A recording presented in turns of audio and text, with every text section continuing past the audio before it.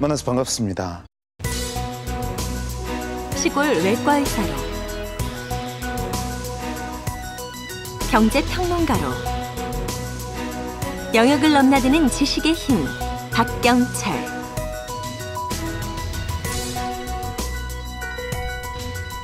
난세에는 평범한 인간에게 기회가 돌아온다는 시대를 읽는 힘. 99%의 평범을 벗어나는 0.9%의 기회. 좌절이 오히려 일어날 수 있는 힘이라고. 박경철. 그가 2009년 어떻게 살아가야 할지 그 해법을 제시한다. 저는 강연할 기회가 적진 않은데 이렇게 청소년들과 대화하거나 혹은 강연할 때 인사치레가 아니라 정말 대단히 즐거워합니다.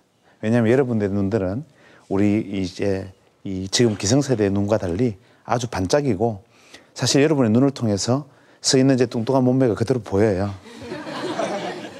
그래서 여러분과 많이 대화를 하면 제가 예전에 여러분 나이 때 하고 싶었던 것, 이런 것들이 떠오르기도 하고, 그때 당시 아쉬움 같은 걸 느끼기도 하고, 그러다 보면 내가 나중에 지금 또 1, 20년 더 지나고 나면 지금의 모습을 그리워하겠구나, 이런 모습들을 여러분에게서 느끼기도 해요.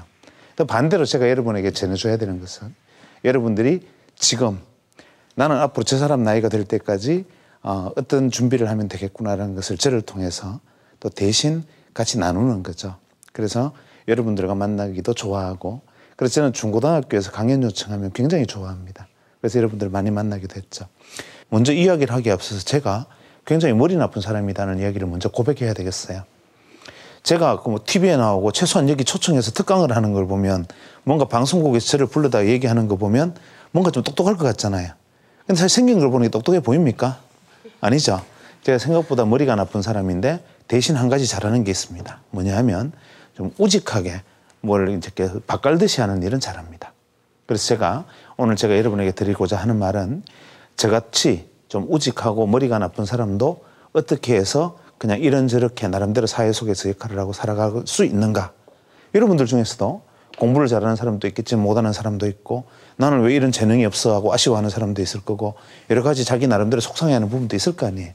하지만 그런 분들도 다 사실 하나하나 가능성이 있는 줄기세포다. 제가 오늘 이야기를 하고 싶은 거죠. 그 이야기를 돌이켜하기에 앞서서 제가 이제 옛날 이야기를 돌아가서 제가 살아왔던 일생 중에서 일부를 잘라서 이야기할게요. 근데 요거는 덧붙인 과장은 아니지만 그냥 재미를 위해서 조금, 또 실제 있었던 이야기를 그대로 이야기하면 관련된 사람들이 좀 피곤해지니까 조금 바꿔서 이야기를 할게요. 그래서 있는 그대로는 아니나 그렇다고 해서 폼나게 하려고 덧붙인 이야기는 아니다, 이렇게 이야기하고, 또 사실의 거의 대부분은 사실의 이야기 속에서 제가 말씀을 드릴게요. 제가 이제 90년대 초반에 이제 전문의 자격증을 땄는데, 의사라는 게 여러분이 왜 그 뉴아트나 아니면 왜 이런 종합병원 이런 드라마를 좀 보셔서 알겠지만, 의사는 원래 의과대학을 졸업하고 의사 국가고시를 치면 의사 면허증을 받고, 의사 면허증을 받으면 인턴이라는 과정을 거치죠. 이제 레지던트 때까지는 전문의가 되기 위한 공부를 했는 것인데, 이제 전문의가 됐으니까 나도 밖에 나가서 이제 병원에서 보통 전문의로서 진료도 하고 수술도 하고 이제 이런 역할을 해야 되잖아요.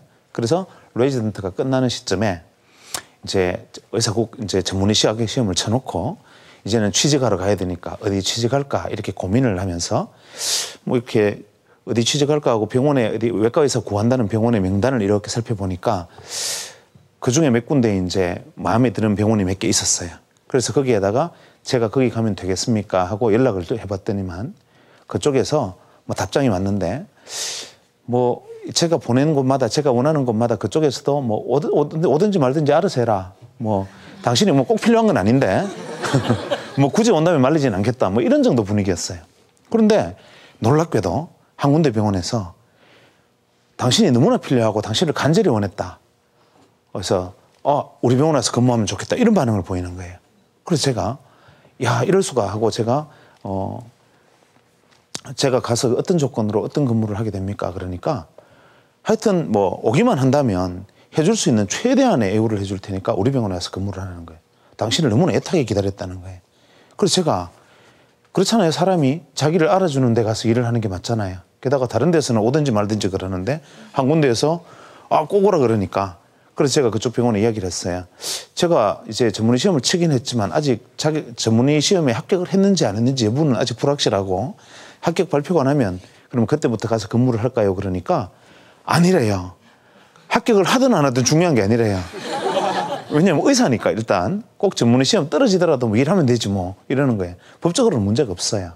그래서 이렇게까지 저를 간절히 원하는데 그럼 제가 언제부터 가서 근무를 하면 되겠습니까? 그러니까 당장 내일이라도 와서 근무할 수 있으면 하라는 거예요.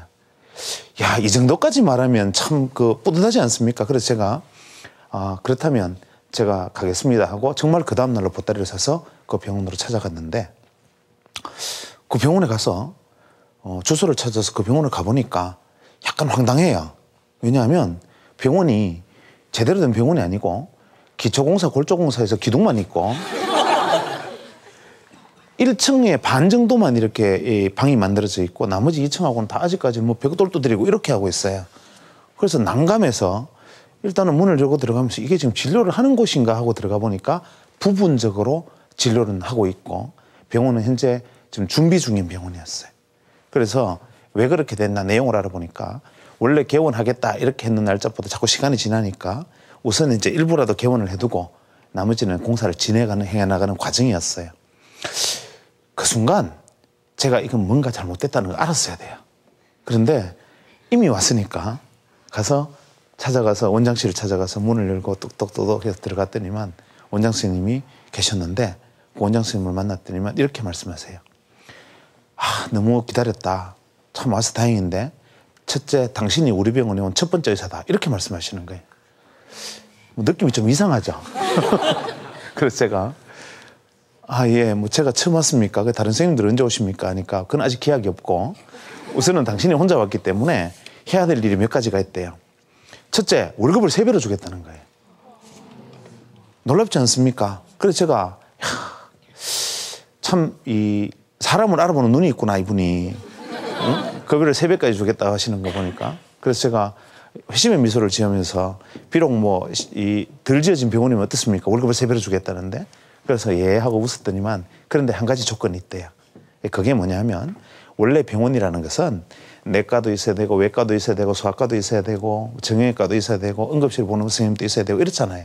근데 당신이 혼자 왔기 때문에 당분간 내과도 보고 소아과도 보고 정형외과도 보고 밤에 응급실도 보고 이렇게 해줬으면 좋겠다는 거예요. 1인 3역에서 5역 정도를 하고 대신 월급은 3배로 주겠다.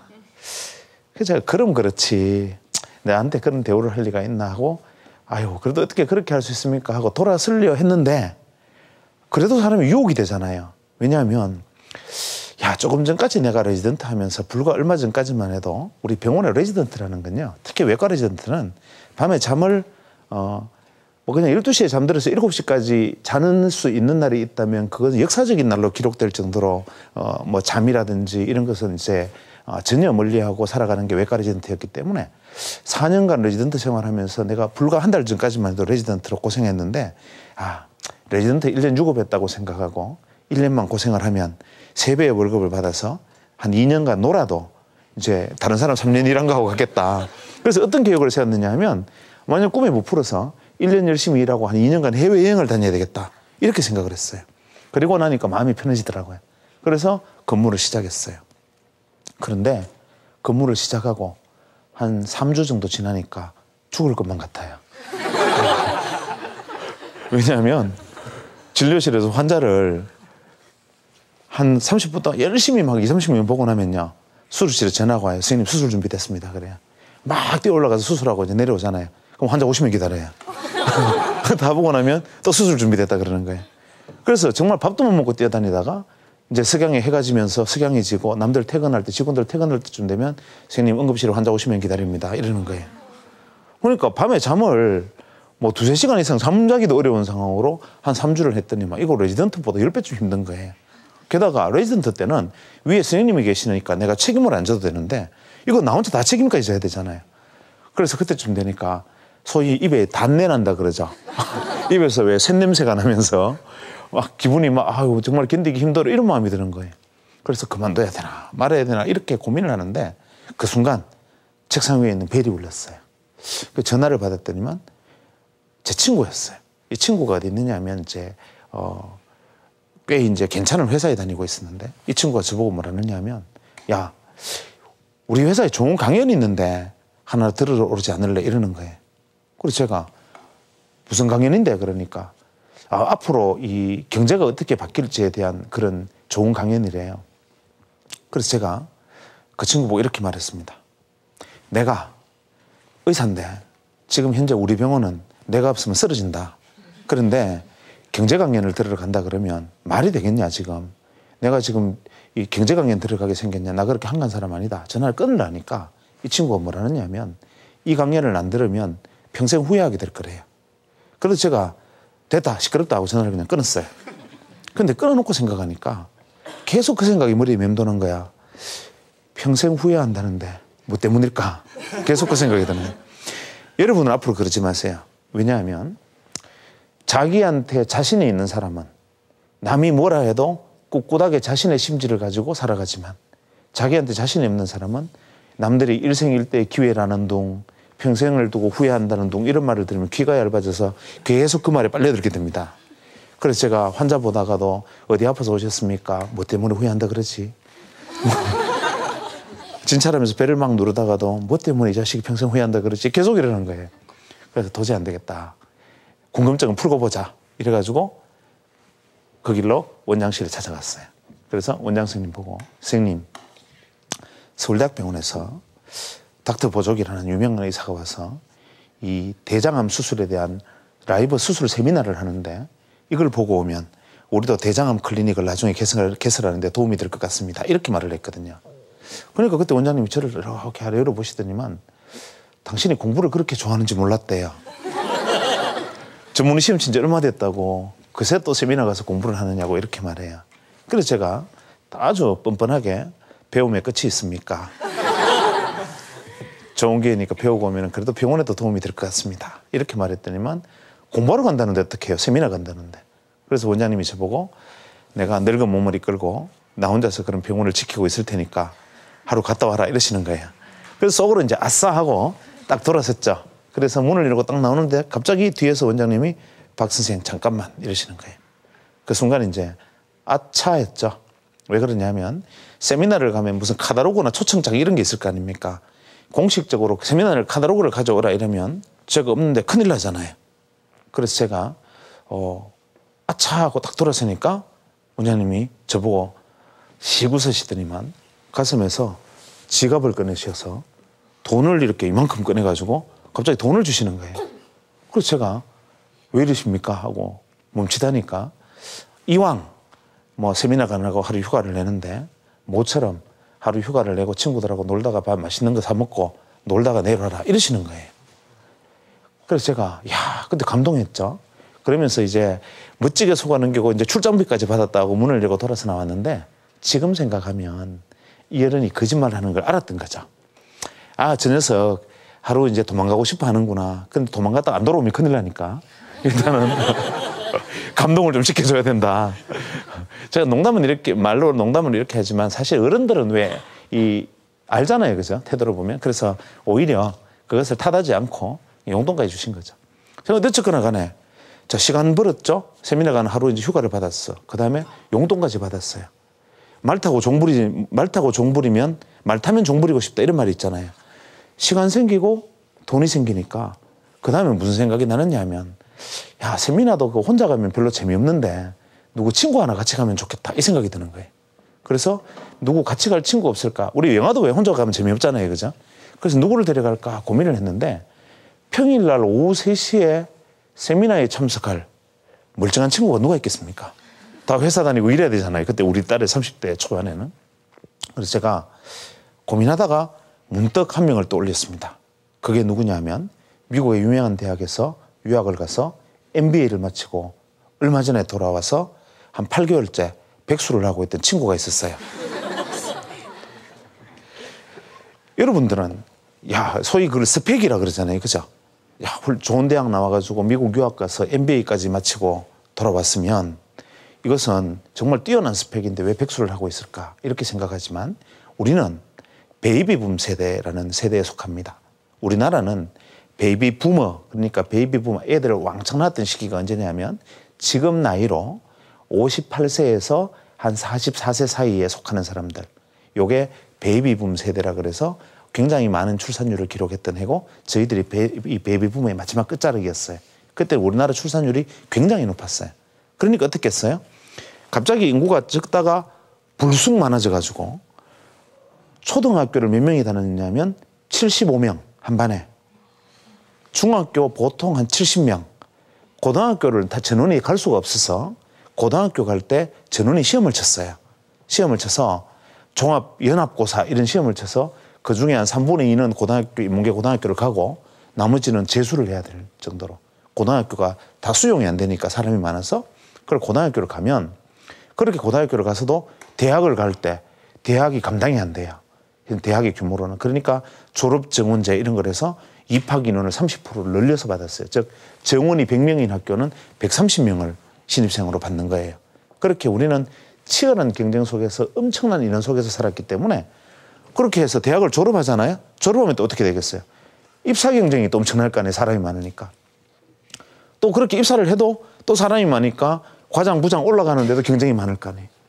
그래서 저희들 소위 말하는 5,6도, 4,5정, 386 이런 말이 나오게 된 이유가 이 베이비붐 세대들이 하도 인구가 많아서 짜장면집 차리는 사람도 짜장면집도 짜장면집 차리는 사람이 많아서 경쟁이 너무 많고 빵집은 빵집대로 많고 우리 의사들은 의사들대로 많고 그래서 모든 부분이 너무 사람들이 많아서 치열한 경쟁을 벌이는 어떻게 생각하면 불행한 세대 중에 하나입니다. 그래서 우리 세대들이 그때 당시는 박사학위를 받고 외국 유학을 하고 와도 그냥 아무것도 못하는 사람들이 지금도 그렇지만 그때는 정말 많았었어요. 그래서 제 친구가 그렇게 스펙이 좋았는데도 불구하고 MBA 마치고 와서 백수를 했던 거죠. 그런데 여러분들은 나중에 그런 일을 안 겪어야 되는데 제가 여러분 보면서도 한 가지 걱정이 있어요. 우리나라가 요즘 이제 점점 경제 구조가 고도화하고 중국이나 경쟁이 치열해지고 세계 경제 위기가 오고 뭐 이렇게 하다 보니까 지금 20대 청년층들이 일자리가 점점 줄어들어서 이제는 20대 청년층 중에 취직할 수 있는 사람이 3분의 1밖에 안 된다. 그래서 나머지들은 비정규직으로 가야 된다. 그래서 비정규직은 하루 임금이 시간당 4,000원이거든요. 그럼 한 달 받으면 얼마냐? 88만 원밖에 못 받는다. 이래서 88만 원 세대 이런 말까지 나왔어요. 이게 한 10년 전부터 진행된 변화 중에 하나인데 안타깝게도 여러분들이 머지않아 그 세계 속에 지금 들어가야 되는 거죠. 그래서 오늘 제가 여러분과 대화를 나누는 것도 이러한 상황 속에서 우리가 어떤 고민을 해야 되나 이 이야기를 하고 있는 건데 그래서 이 친구가 백수를 이제 오래 했죠. 그런데 여러분들은 절대로 그렇게 안 될 거라고 저는 믿는데 이 백수라는 것이요. 묘한 정신세계가 있어요. 우리 시대의 백수. 그러니까 지금 이제 제가 이렇게 백수라는 표현을 쓰는 것은 현재 일자리가 없어서 고통받는 분들을 비하하고자 하는 말이 아니라 그때 우리 시대에 왜 그때 그 순간 그걸 얘기하는 이 친구 보고 제가 전화를 했죠. 전화를 했더니만 뭐라 하느냐면 보통 우리는 왜 전화를 하면 저도 막 그때 바쁜데 병원에 전화 오면 제가 바쁘니까 빨리 끊어라 뭐 짜증을 냈단 말이에요. 근데 이런 친구들은요. 전화하면 어떻게 하느냐면 짜증을 내는 게 아니라 반색을 해요. 뭐냐면 누군가 자기를 불러주면 그 사람에게 가서 꽃이 되는 거야. 하루 종일 누군가 나를 찾아준다는 것 그 자체가 행복해서 겨우 못 사는 뭐 이런 거예요. 그래서 제가 이 친구한테 전화해서 야 오랜만이다 그러니까 막 어쩔 줄은 모르는 거예요. 반가워서. 그래서 제가 강연이 있는데 같이 들으러 가지 않을래 이렇게 말했더니만 이 친구가 뭐라 하냐면 당장 그래 가자 이러는 거예요. 아니 시간 장소 뭐 날짜 이런 거 물어봐야 되잖아요. 그냥 무조건 그래 가자 이러는 거예요. 그래서 제가 이 친구하고 같이 가기로 하고 이 친구하고 만나서 같이 강연회 하는 데를 갔어요. 세미나장에. 갔더니만 그 강연회가 어떤 장소에서 열리느냐 하면 요거보다 요 공간 많은 곳에서 작은 소강당이었는데 의자들이 쭉 놓여 카페 연단에는 이제 연사가 들어오는 자리가 있었는데 거기 앉아 계시는 분들이 전부 자존심이 꽤 강한 분들이었어요. 왜냐하면 앞서 말씀드렸지만 우리 시대에는 그런 경쟁이 치열했던 시대였기 때문에 다른 사람들은 그런 좋은 스펙을 가지고도 그냥 쉬어야 되는데 자기들은 좋은 직장에 앉아 있다는 이유만으로 또 상당히 이제 자부심을 가지는 분들이어서 굉장히 이렇게 이런 자세로 앉아 계시는 분들 있잖아요. 강연을 가도 꼭 그런 분들이 있어요. 어떤 집단에 가서 강연을 하면 여러분들처럼 막 밝은 얼굴로 반겨주잖아요. 어떤 집단에 가면 무슨 이야기 하는지 보자. 네가 하는 얘기 중에 틀린 게 뭔지 내가 짚어보지. 뭐 이런 자세로 있는 데가 있는데 그 자리가 딱 그런 자리였어요. 그래서 거기에서 같이 이제 뒤에서 앉았는데 저희들 외부에서 왔으니까 뒤에 앉았고 앞에는 거기 계신 분들이 한 50명이 앉아 계셨어요. 그런데 강연이 시작이 되는데 이 강연이 시작되면서 문제가 발생했습니다.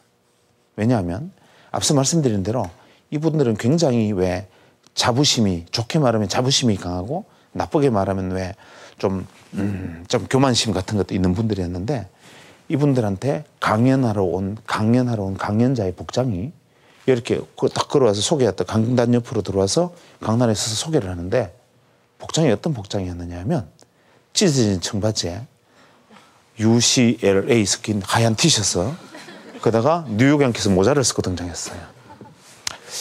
제가요 지금 이 자리에 그 복장으로 등장하면 여러분이 얼마나 황당하시겠어요. 그죠? 그것도 어울리는 사람이 몰라도 이 몸에 그렇게 하면 그죠? 그런데 그 시대에 지금으로부터 20년 전에 그때 공개적인 장소에서 그것도 그런 데 가서 강연을 하면서 그런 복장으로 강연을 한다는 것은 상상도 할 수 없는 일이었어요. 그러니까 뭐냐면 이건 예의에 어긋난 정도가 아니라 거의 기행에 해당되는 정말 상상도 할 수 없는 일이었는데 그때 하필이면 또 좀 여러분들처럼 이렇게 마음이 열린 사람들이 아니라 또 이런 분들 앞에 그런 복장으로 나타난 거죠. 그러니까 앉아 계시던 분들이 전부 웅성웅성하면서 저거 뭐야 어허 저거 뭐야 뭐 이렇게 왜 불편한 기침 소리들이 막 나오는 거예요. 그랬는데 진짜 문제는 그것이 아니었고 더 다음 문제는 강연을 시작하면서 문제가 터졌어요. 강연을 시작하면서 어떤 문제가 터졌냐면 이 사람이 강연을 하는데 강연 내용이 너무나 황당했어요. 어떤 내용을 하냐면 들어와서 주제를 적는데 칠판에다가 제가 드릴 강연 주제는 이겁니다 라고 적는데 이렇게 적어요.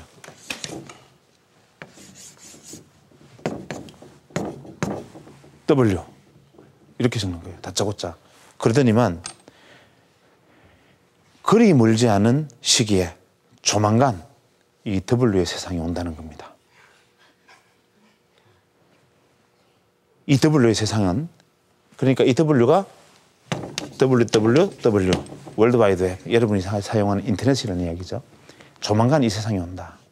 이 안에는 은행도 들어오고 정권사도 들어오고 정부기관도 들어오고 이 안에서 핵무기도 만들고 전쟁도 이걸로 한다는 거예요. 20년 전에 이런 말을 하면요. 정상적인 사람으로 비치지가 않았어요. 그러니까 저도 뒤에 앉아서 그걸 들으면서 저 친구가 테트리스 게임 개발하다가 돌았나 이렇게 생각했어요.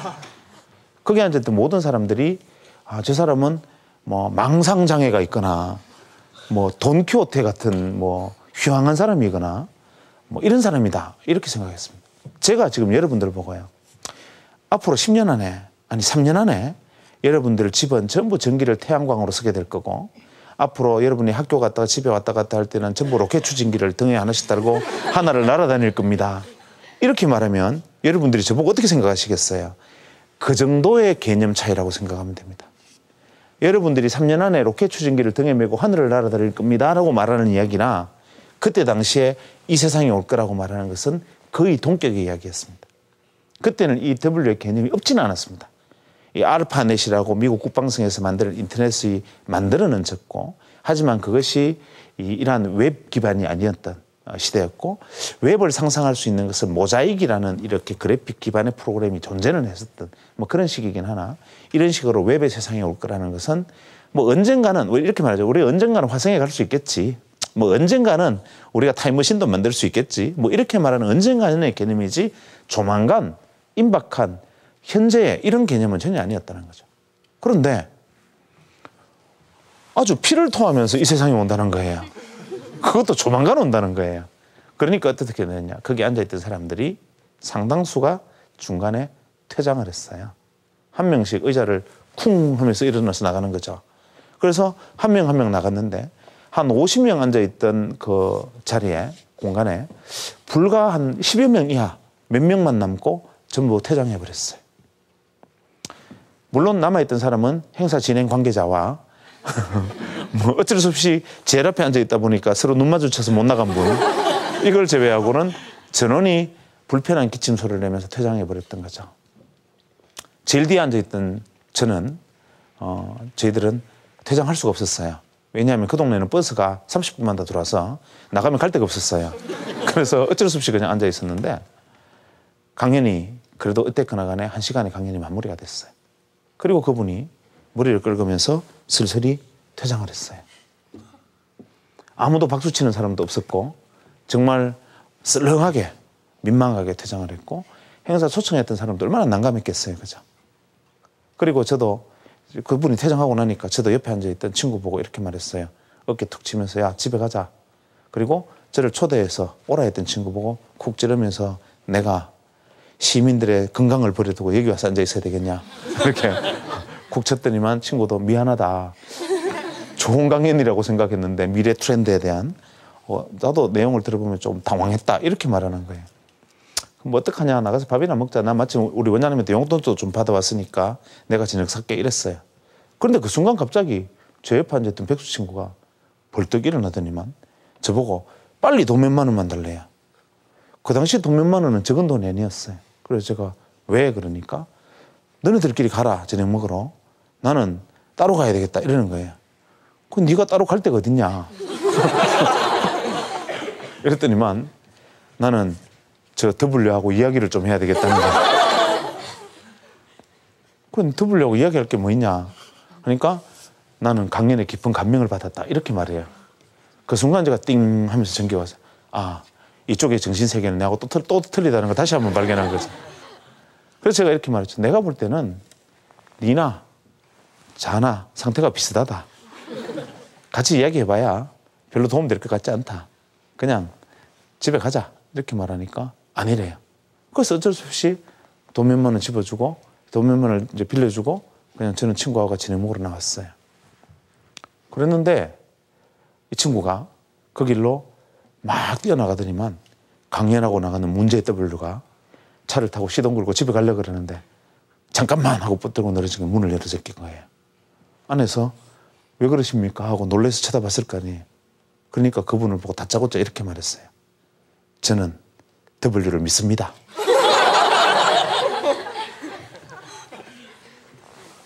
그러니까 그분이 믿어주시는 거는 감사한데 왜 이러십니까? 그러니까 이야기를 좀 더 하고 싶다. 당신 이야기를 좀 더 듣고 싶다. 내게 시간을 좀 달라.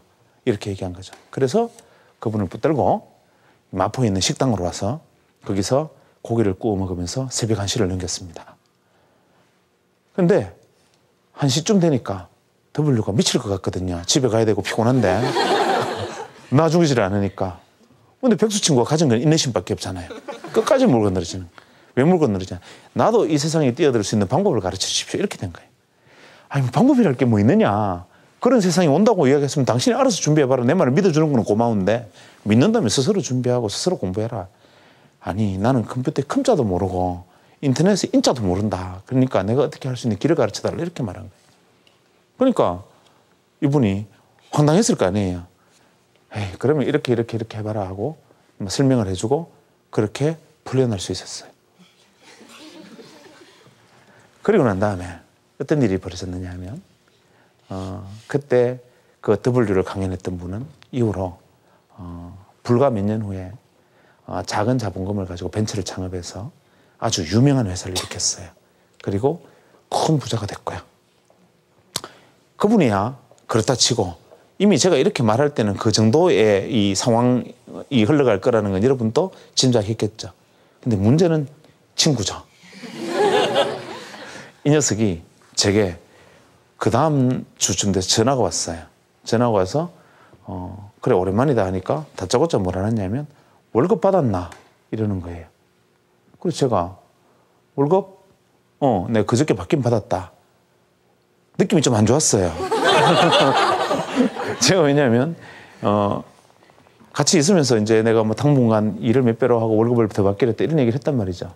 근데 받기로 했다 이랬더니만 그러면 그 돈 나 좀 빌려주라 이러는 거예요. 그거 좀 심하잖아요. 저도 사회에 나와서 월급을 처음 받았는데 나도 그걸 쓸 때가 있고 해야 되는데 그걸 자기 빌려달라면 어떡해. 그래 제가 안 된다. 이렇게 말했더니만 그 돈을 빌려주든지 자기하고 20, 30년간의 인간관계를 끊으래요. 그래서 제가 마음으로는 끊고 싶죠, 솔직히. 근데 끊을 수가 없죠. 왜냐하면 다른 사람들이 뭘 하겠어요. 야, 돈 몇 푼 때문에 우정을 발로 찬 나쁜 놈 이럴 거 아니에요. 그래서 우여곡절 끝에 그때 제가 받았던 정말 피와 땀의 대가인 그 쳐들어급의 상당 부분을 이 녀석에 뺏겼어요. 참 가슴 아픈 일이죠. 그리고 난 다음에 이 친구가 제가 돈을 빌려가서 뭘 했느냐 하면 작은 사무실 하나에 직원들을 데리고 문제 W 사업을 시작했어요. 그리고 이 친구가 나중에는 어느 정도까지 성장했느냐 하면 나중에 TV신문에 광고를 할 정도까지 유명한 벤처기업을 키웠고 지금은 벤처기업의 대표가 되어 있습니다. 백수 친구가요. 그 다음에 문제는 제 돈을 아직 안 갚았어요.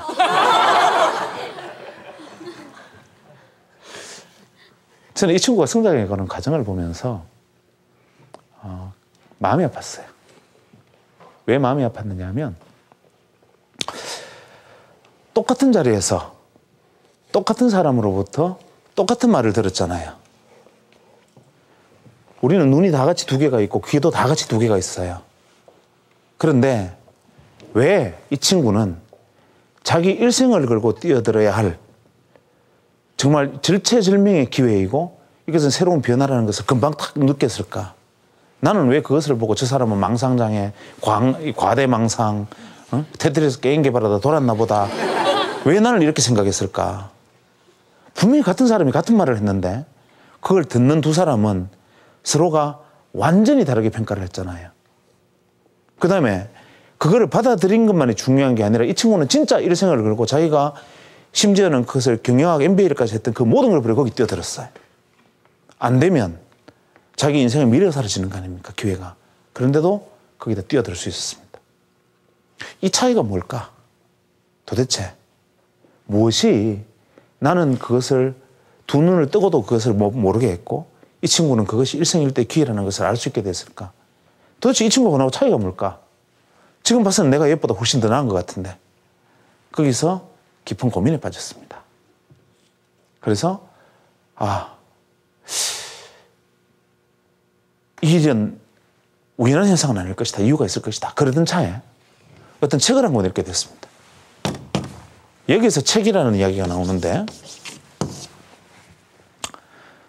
제가 그나마 아까 말씀드린 대로 특별한 재주도 없고 머리도 별로 좋지 않은데 그나마 제가 여기 있어서 여러분들하고 이야기할 수 있게 된 정말 주요 동기는 제가 별로 좋은 습관을 가지고 있지 않아요. 왜냐하면 몸을 움직이는 걸 싫어해서 정말 몹쓸 체력을 가지고 있어요. 이 등산 같은 데 올라가면 제 심장이 폭발해버릴까 봐 옆에 있는 사람들이 굉장히 불안해할 정도로 운동도 잘 못하고 뭐 이렇게 뭐 100m 달리기 같은 것은 아예 뭐 지하철 계단 이게 한 줄만 올라가면 앉아서 헤헤헤 하다 올라갈 정도로 보기에 그렇게 딱 생겼잖아요. 그죠? 그런데 그나마 딱 유일하게 가지고 있는 좋은 습관 하나가 뭐냐면 책을 열심히 읽었던 겁니다. 책 하나를 열심히 읽었어요. 그래서 이 책을 보던 습관 이것이 제게 여러 번의 기회를 만들어줬는데 이 시기에 읽고 있던 책 속에서 저한테 중대한 메시지가 하나 떨어졌습니다. 그게 뭐였느냐면 책 이름이 정확히 기억이 안 나는데 제레미 러프킨이라는 유명한 학자가 있습니다. 이분이 쓴 책이에요. 그때는 영어 공부 삼아 이제 원서를 가지고 막 이렇게 뭐 읽지도 잘 못하는 거 용어가 틀리니까 의학 교과서가 아니니까 뜨듬뜨듬 읽으면서 이제 읽어 나가고 있는데 그 내용 중에 중요한 구절이 있었습니다. 그게 뭐냐면 이거였어요. 이분이 이렇게 말씀하시는 거예요. 인간이 처음에 세상에 인류가 태어났을 때 인류가 가진 전 재산은 무엇이겠습니까? 20만 년 전에 인류가 가진 전 재산은 돌도끼 하나. 그렇겠죠. 근데 그로부터 20만 년이 흘린 지금 우리가 인류가 가진 자산은 엄청납니다. 지금 여기 방송국에 있는 장비, 우리 길거리 나가면 있는 빌딩, 하늘을 나는 비행기, 엄청난 자산을 인류가 일궈냈어요. 그럼 지난 20만 년 동안 인류가 이렇게 쭉 발전해 왔는데 이 사람의 논지는 이렇습니다. 이게 옳다는 얘기가 아니라 이분의 주장은 우리는 흔히 그냥 위로한답시고 이렇게 말한다. 인류 역사가 발전했던 것은 모든 인류가 함께 노력해서 지금까지 일구어온 역사다 이렇게 말을 한다. 한데 냉정하게 보면 그게 아니다 이겁니다. 한 개 일구어온 건 사실이나 그중에 중요한 사람들이 있다. 이게 없으면 절대로 발전이 되지 않는다.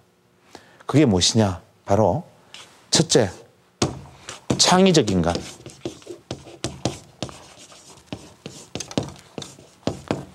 (0.1%의) 창의적 인간이 있어서 이 창의적 인간은 다른 사람이 보지 못하는 것을 보고 다른 사람은 듣지 못하는 것을 듣고 다른 사람은 꿈꾸지 않는 것을 꿈꾸면서 캄캄한 어둠 속에서 깃발을 꽂고 이것이 새로운 세계다라고 주장을 한다는 겁니다. 나머지 99.9%의 눈에 보이지 않는 곳에 새로운 세상을 보고 거기다가 새로운 세상이다라고 주장하는 0.1%의 창의적 인간이 깃발을 꽂으면 0.9%의 통찰을 갖춘 통찰과 직관과 안목을 갖춘 0.9%의 인간이 통찰력 있는 인간이 그것을 알아본다는 겁니다. 그래, 제 친구가 하는 말이 맞아. 저것이 새로운 세상인 것 같아. 제 친구 주장에 힘을 실어줘야 돼. 하고 이 사람들이 손을 내밀어서 이 사람과 함께 손을 맞잡고 이끌어간 1%의 역사라는 겁니다.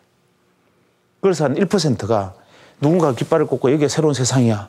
이것이 새로운 것이야. 주장하면 그것을 딱 알아본 통찰력 있는 인간들이, 안목 있는 인간들이 저 말이 맞아. 하고 가서 두 사람이 가서 벽돌을 탁 놓으면 나머지 99%들이 웅성웅성 모여가지고 저게 뭐야, 쟤들 모자라는 애들 아니냐, 쟤들 뭐 사이코 아니야, 이렇게 말하다가 놓인 돌을 탁 보고 그 위에 계단에 올라선다는 99%가. 그래서 그 계단에 놀다가 그 다음 누군가 또다시 계단을 놓으면 그 위에 올라간다는 겁니다. 그리고는 사람들이 돌아보면서 야, 세상 많이 좋아졌지. 야, 옛날에는 안 이랬어. 야, 희한한 세상이 됐어. 계속 이렇게 말하면서 세상이 흘러갔지만 사실 그 99%가 따라온 힘은 바로 0.1%의 창의적 인간과 0.9%의 통찰력과 직관 안목을 갖춘 인간들이 이끌었는데 같이 이끌어주기 때문에 가능한 것이다. 이렇게 말하는 겁니다. 이 말을 보는 순간 갑자기 머릿속에 종소리가 띵 하면서 울리는 거예요. 왜? 그때 강연을 했던 W는 0.1%의 창의적 인간. 그것을 알아보고 뛰어들었던 제 친구는 그것을 알아본 통찰력과 직관을 갖춘 인간. 슬프게도 제레미 러프킨이 여기에 해당하는 99%의 나머지 인간을 뭐라고 불렀느냐 하면 섭섭한데 잉여인간 이렇게 불렀어요. 저는 잉여인간. 그때 재미있는 정의가 잉여인간을 어떻게 설명했느냐 하면 그때 제가 아직 기억납니다. 오르게닉 머티리얼, 그러니까 유기물 이렇게 표현해서 갈로해서 그러면서 농담처럼 뭐가 붙어있느냐면 이와 비슷한 수준의 생명체로는 하이에나와 임팔라와 해파리 정도가 있다. 물론 역사는 그런 건 아닙니다. 역사는 정말 중요한 역사의 국면은 민중과 대중이 이루어내고 정말 중요한 것은 1%의 리더가 이끌어내는 1%의 리더는 평화로운 시기에는 리더들이 이끌어내지만 사실 중대한 시간에는 전체 99% 대중의 힘으로 가는 겁니다.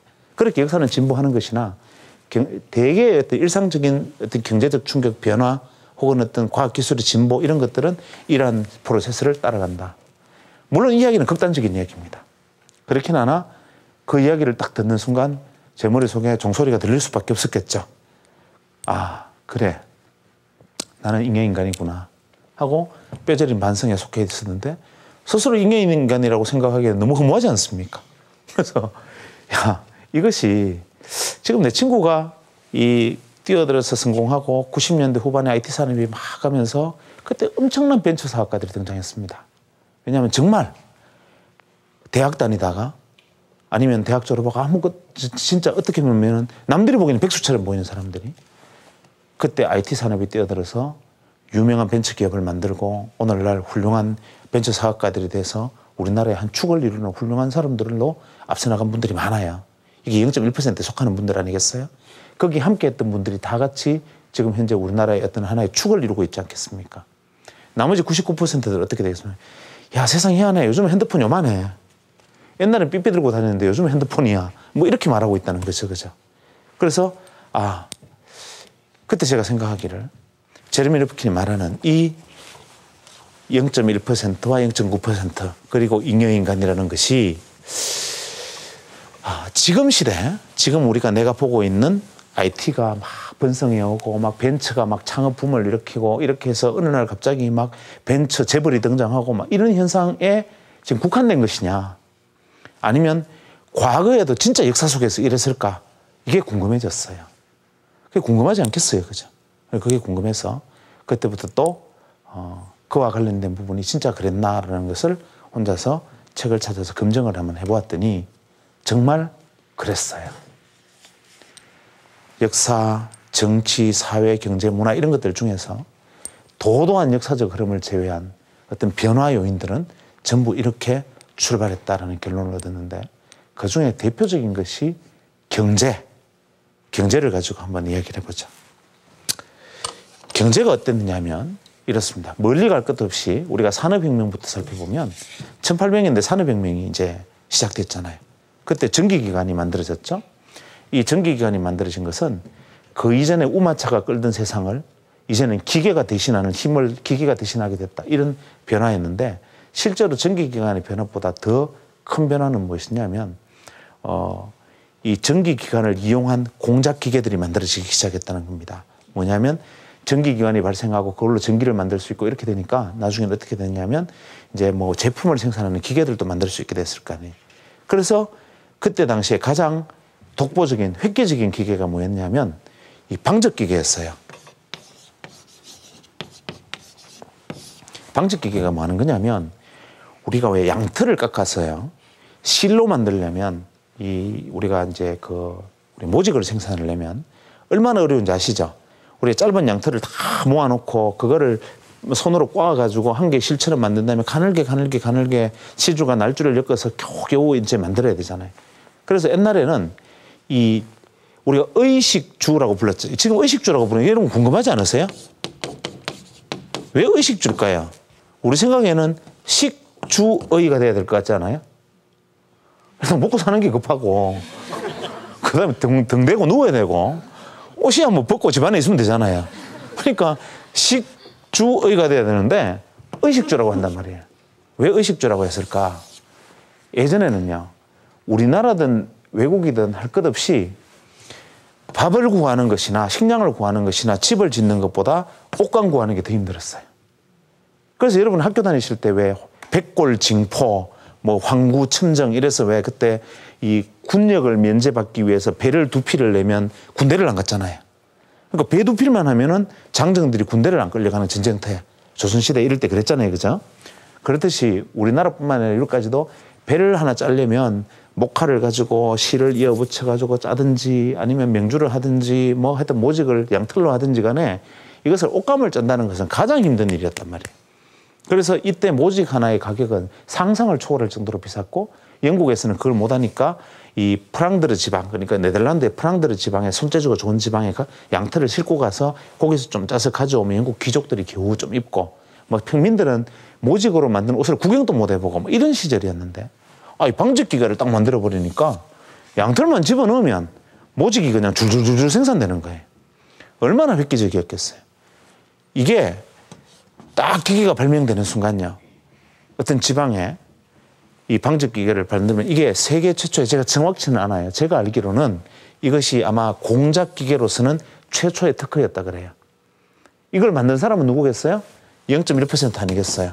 남들은 상상을 할 수 없는 기계를 만들어냈잖아요. 자기 창의적으로. 그 기계를 만들어 공장을 딱 세웠는데 사람들이 전부 다 그냥 저런 게 있나 보다, 다들 이렇게 생각할 거면 처음에는. 그런데 그 중에 이 공장 주변에 영국에 이제 논밭이 이렇게 많았는데, 대개 영국은 기후가 안 좋으니까 유럽은 감자를 많이 키우잖아요. 주식이 감자잖아요. 그래서 주변이 전부 감자밭이었어요, 영국에. 그런데 감자밭을 하던 중에 농부 중에 극히 일부가 이걸 딱 보니까 야, 저놈이 방적기계가 세상을 바꿀 것 같아요. 옛날에 손으로 짤 때는 귀족들이나 쓰는 거였지만 기계로 짜면 이제 많은 사람들이 사입을 수 있을 만큼 많이 팔리게 될 거고 저게 대박 터질 것 같다 이렇게 생각한 거예요. 그래서 다른 사람들은 뭐 그냥 뭐 저런 거 이상한 거 하나 짓나 보다 하고 감자 캐고 있을 때 이 감자밭 주인 중에 일부가 어떻게 생각했느냐 하면 저게 분명 대박 터질 것 같다. 통찰을 한 겁니다. 0.9%에 속하지 않겠어요. 통찰력 있는 인간. 그리고 이 사람들이 어떤 짓을 했느냐. 자기가 가지고 있던 감자밭을 과감하게 갈아엎어 버렸어요. 감자를. 그리고 거기다 뭐랬냐. 울타리를 친 다음에 양을 키웠습니다. 왜냐하면 예전에는 손으로 만들 수 있는 모직의 생산량이 제한되어 있었기 때문에 양털을 많이 줘도 소용이 없으니까 양의 숫자도 제한적이었을 거 아니에요. 그런데 기계로 하면 대량의 양털이 필요할 거 아니에요. 그런데 양은 손으로 하는 거에 맞춰서 길러지고 있었으니까 이거다 생각하고 목장에 딱 감자밭을 갈아엎고 양목장을 딱 시작했어요. 아니나 다를까 이 방적기계가 엄청나게 비기트를 치면서 전 세계가 방직 산업이 살아나고 영국의 모직이 전 세계로 수출이 됩니다. 그래서 영국에 보면 뭐 이런 왜 회사가 있잖아요. 그게 이 모직 생산했던 그죠? 아시죠? 그게 무슨 뭐 이런 회사 그죠? 그런데 그게 여기 출발한 거예요. 근데 이 사람들이 기계를 만든 사람보다 아무리 기계를 돌려도 양털이 없으면 안 돌아가잖아요. 이 양털을 가진 양목장 주인들이 주도권을 행사합니다. 니네 공장에는 양털 안 줘. 이쪽에만 줄래. 이렇게 하면 공장 주인들이 와서 비는 거예요. 저희들한테 양털 좀 주세요. 그야말로 대박이 터집니다. 이 사람들이 그 어마어마한 모직 생산에 관련된 이 비용을 재료값으로 양털값으로 돈을 벌어들이는데 이 사람들이 얼마나 많은 돈을 벌었든지 지금 영국에 가면 유력 가문들이 있잖아요. 뭐 웨일즈가 뭐 로스차일드가 이런 가문들이 있잖아요. 그죠? 영국의 유력 가문들 중에 거의 3분의 1이 그때 이 감자밭을 갈아엎고 양목장을 했던 사람들의 후손입니다. 그때 그 조상들이 엄청나게 벌어들이는 돈이 대를 이어서 내려오면서 하나의 가문을 형성한 거죠. 근데 이렇게 하지 않고 계속 감자를 캤던 사람들의 후손은 지금도 감자를 캐고 있다는 전설이 있죠. 이런 통찰력이 이 사람은 0.1%는 우리가 옷감을 입고 인간의 의식주 중에 의라는 문제를 해결해 버릴 거야. 그것을 알아본 통찰력이 있는 인간은 지금까지 200년간 내려오는 가문의 유산을 남겼습니다. 근데 아이러니컬하게 여기서 여러분들이 한 가지 알아둬야 되는 것은 이 사람들의 성공은 나머지 99%의 비극을 몰고 옵니다. 그럴 수도 있어요. 왜냐? 이 사람들이 엄청난 부를 챙기는 동안 무역을 통해서 어떤 비극이 일어나느냐 하면 방적 기계를 만든 0.1% 그것을 알아본 0.9%가 많은 돈을 벌어들이는 것을 보고 뒤늦게 나머지 감자밭 주인들이 너도 양을 키우기 시작한 거예요. 뒤늦게. 그러니까 어떻게 했습니까?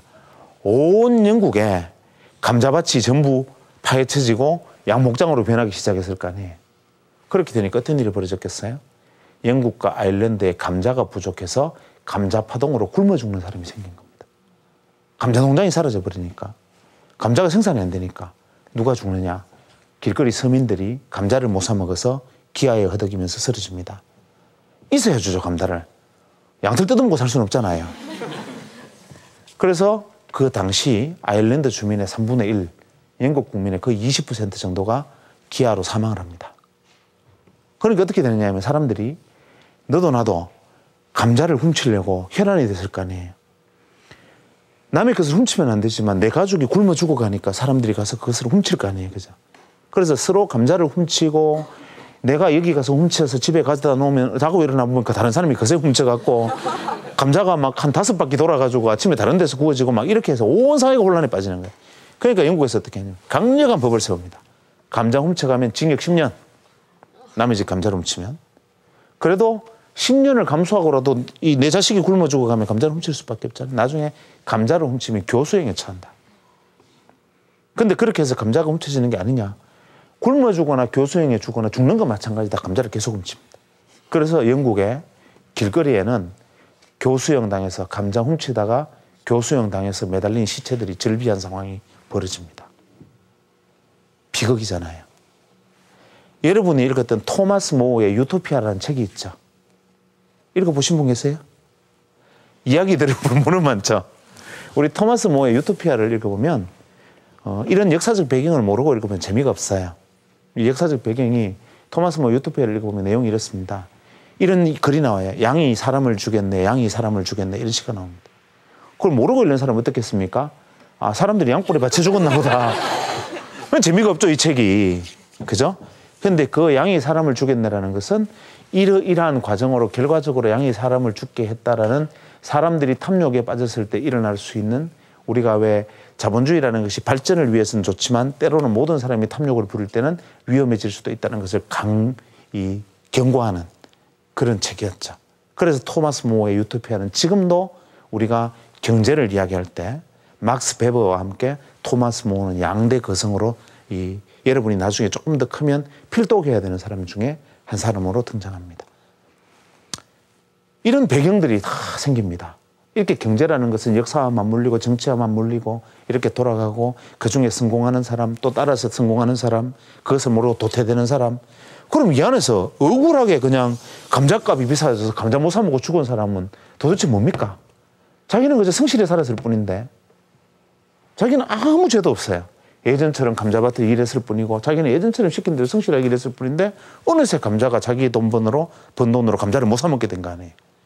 이런 세상이 벌어질 수도 있는 것이, 인간이 탐욕을 부리면 끝없는 위험이 발생할 수 있는데, 이러한 탐욕에 의한 위험은 그 이후로 또 수차례 발생을 합니다. 그 위에 대공황 같은 일이 겪기도 하고, 옛날에 미국에서는 주택 거품 때문에 뻥 터져서 미국 사람들이 거지가 되는 주택 대부조합 사태도 나기도 하고, 최근의 경제 위기도 바로 사람들이 탐욕에 물들어서 너도 나도 다 이것저것 하다가 돈 빌려서 뭔가 하다가 지금 어려워진 상황, 이렇게 됐는데, 따지고 보면 이러한 탐욕들을 그때 토마스 모어가 경고를 하고 있습니다.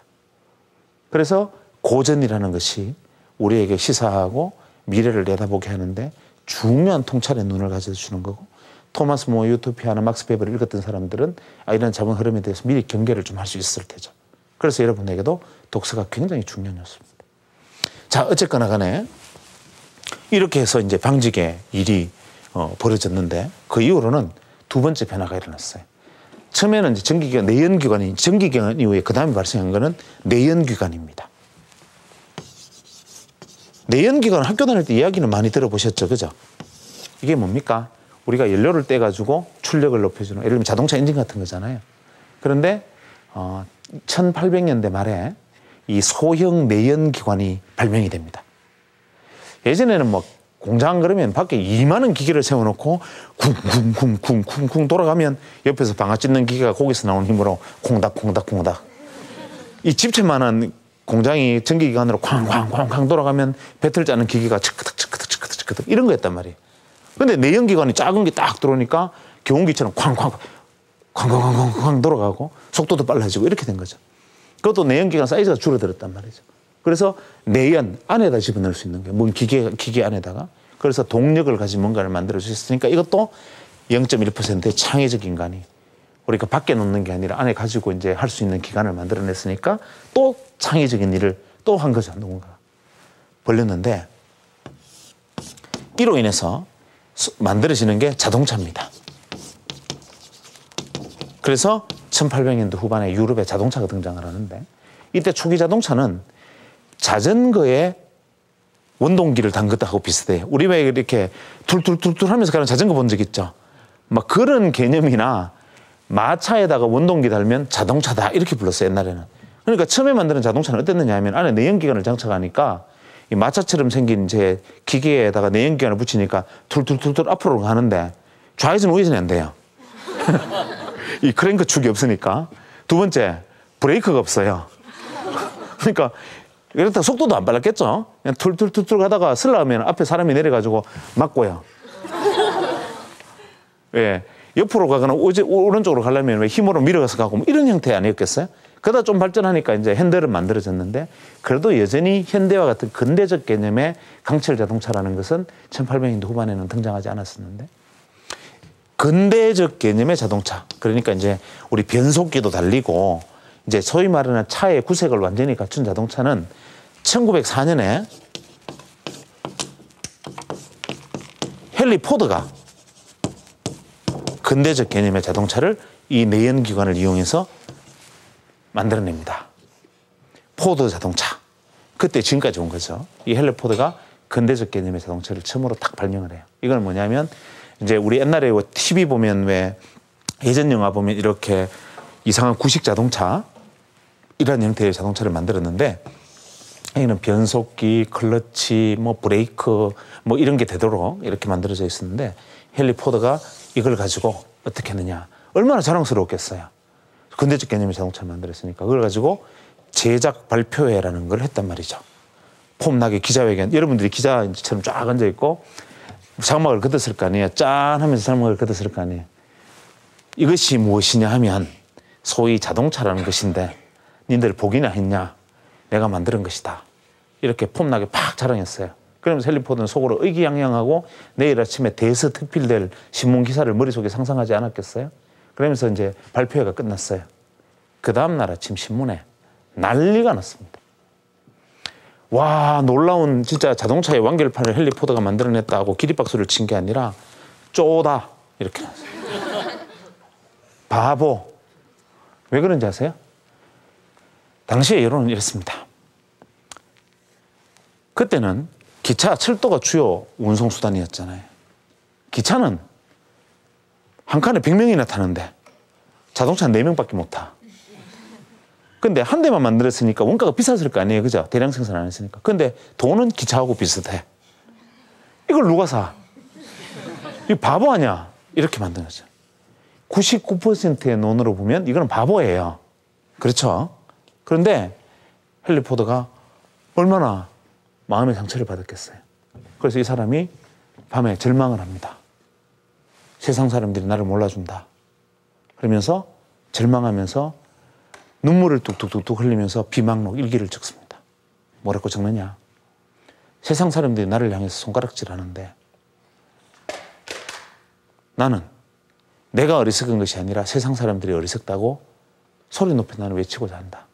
이유는 무엇이냐면 사람들은 나를 보고 100명이나 타는 기차에 비해서 고작 4명 타는 자동차를 만들어 놓고 자랑이냐라고 말하지만 내가 만든 자동차는 기차는 정해진 길에 정해진 시간에 밖에 갈 수 없지만 내가 만든 자동차는 원하는 시간에 원하는 장소에 마음대로 갈 수 있다.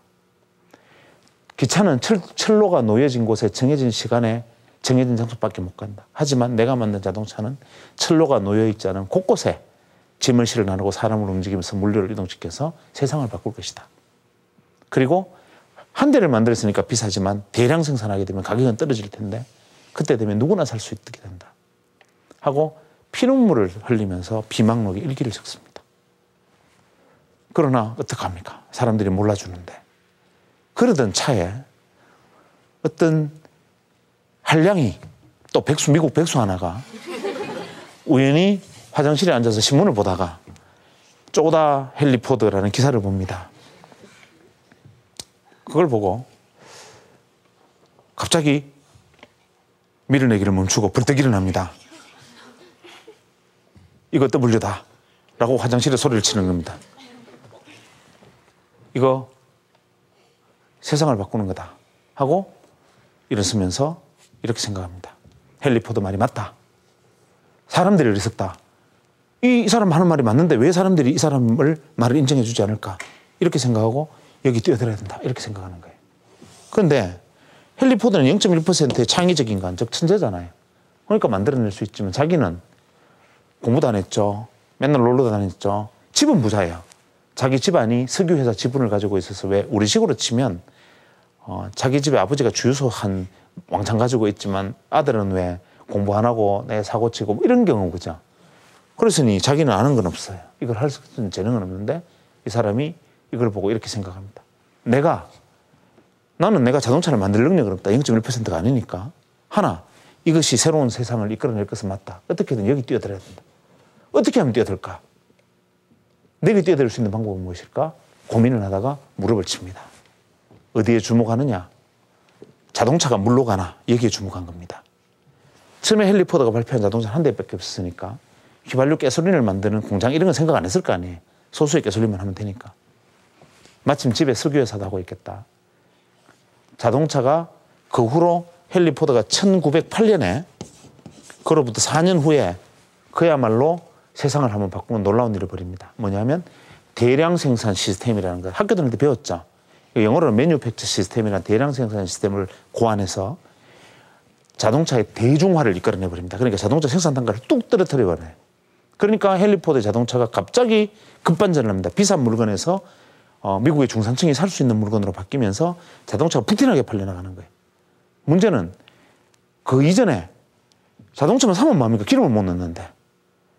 이것을 알아보고 간파를 하고 이 사람이 자동차가 몇 대 생산되지도 않았을 때 길거리 곳곳에 주유소를 세워버립니다. 그리고 정유 공장을 만들어가지고 텍사스 유전에서 끌어올린 기름을 정제해서 가솔린을 만들 수 있는 시설을 막 준비를 해놔요. 그래서 1908년에 헨리 포드가 자동차를 대량 생산하고 자동차가 수십만 대 생산되면서 거리를 누비고 다닐 때 이 자동차에 기름을 넣을 수 있는 것은 이 사람이 만든 정유회사에서 나온 기름과 만든 주유소에서밖에 기름을 못 넣게 됩니다. 놀랍게도 1940년대까지 그로부터 한 30-40년간 미국 전체 정유시장의 90% 이상을 혼자서 독점해버립니다. 다른 사람들은 경쟁이 안 되는 거예요. 이미 자리를 잡았기 때문에. 나중에 미국 사람들이 못 살겠다. 한 개인, 한 사람이 그걸 다 가지고 있으니까 지가 달라는 대로 줘야 된다. 그래서 정부에 탄원을 합니다. 그래서 미국 정부에서 보다 못해서 이 한 사람을 겨냥해서 공정거래법을 만듭니다. 이 독과점 하면 안 되라는, 독과점 하면 안 되라는 법까지 만듭니다. 그리고 이 사람은 세계 최대의 부를 긁어 모읍니다. 누구냐? 록펠러. 들어보셨죠? 록펠러 재단 하버드 대학의 설립자이기도 하고. 이렇게 그 부가 그렇게 형성되는데 그것의 출발점은 어디냐? 집안이 부자였기 때문이 아니라 바로 0.1%의 창의적인 것을 알아보는 통찰력과 직관을 갖춘 안목, 눈을 가지고 있었기 때문에 세계에서 인류 역사상 전무후무한 유례없는 부를 일으키고 인류 역사상 유례없는 자산을 만들어냅니다. 놀랍지 않아요? 그로부터 또 한 10년이 흐르고 1930년대, 40년대는 세계 1, 2차 대전, 소위 양차 대전 전쟁이 벌어집니다. 그때 당시에 통신수단은 아주 시원찮았어요. 모르스 보로 왜 뚜뚜뚜뚜 해서 뭐 대장님 폭격할까요? 하면 대장님이 딱 듣고 폭격해라 그러면 적군이 듣고 폭격한단다 숨자 뭐 이런단 말이죠. 그때 야 이거 단순한데 왜 이렇게 할까? 하고 인터폰 하던 업자가요. 전화선을 딱 끊어버리고 어차피 내가 말하는 것을 전기신호로 바꿔서 전화선을 통해서 다음 전화기에서 다시 바꿔주는 거니까 여기서 요 선이 넘어가는 만큼만 우리가 모르스 보하듯이 넘겨주면 저쪽에서 부호를 풀어주면 되잖아 해서 딱 잘라버리고 무전기라는 것을 만듭니다. 그 무전기가 전쟁이 터졌으니 세계대전이 터졌으니 얼마나 많이 팔려나갔겠어요. 그 단순한 발상이 하나, 남들이 생각하지 않았던 발상, 그 발상 하나로 전쟁터에 대량의 무전기를 납품하고 오늘날의 모토로라라는 회사가 만들어집니다. 1946년에 또 그로부터 조금 시간이 지나서 어떤 작은 회사가 요만한 회로를 하나 만들어서 이것을 직접 회로, IC 직접 회로다라는 것을 딱 만들어서 개발합니다. 그 당시에 모든 전자제품은 진공관이라고 아시죠? 유리관으로 된 진공관으로 만들어서 라디오 하나도 이만하고요. TV도 이만합니다. 그때는. 그리고 모든 라디오도 왜 이만한 라디오, 진공관 라디오라 그래서 전부 이런 거였어요. 심지어는 전축 앰프도 이만하고 다들 이랬죠. 왜? 안에 유리관으로 된 진공관으로만 이 전류를 흘릴 수가 있었으니까. 근데 그것을 요 작은 회로 하나로 대신한다 해서 IC 직접 회로라는 것을 만들었는데 그게 얼마나 놀라운 발견입니까? 발명입니까? 창의적이죠. 그게 오늘날의 휴레패커드를 만듭니다. 들어보셨죠? 오늘날의 휴레패커드의 출발입니다. 그 창의적 생각. 더 놀라운 것은요. 휴레패커드가 IC 직접 회로를 처음에 딱 만들어서 이야기를 했을 때 사람들이 전부 다 그게 뭐야? 그딴 거 만들어서 뭐해? 이렇게 말하는데 그것을 딱 알아보고 야 이거 있으면 전자제품을 엄청나게 개선시킬 수 있고 전자제품 세상이 바뀌겠다 생각하고 빨리 주목하는 회사들이 있어요. 필립스, 제니스, 월풀 이런 회사들이 그래 이걸 사용하면 돼 해서 이걸 이용해서 잽싸게 전자산업이 뛰어듭니다. 오늘날의 필립스와 같은 회사들은 그러한 통찰력으로 엄청난 기업을 이루고 오늘날까지 유명한 기업으로 살아남게 됩니다. 이렇게 창의력과 통찰력, 창의력과 통찰력, 창의력과 통찰력이 맞물리면서 역사가 인류가 진보하게 되고 이때 휴렛 패커드가 만든 IC 직접 회로는 1960년대, 70년대를 일렉트로 메카트로닉스의 시대라 그래서 전자산업의 시대를 만들고 인류 역사에서 대전환을 이뤄버립니다.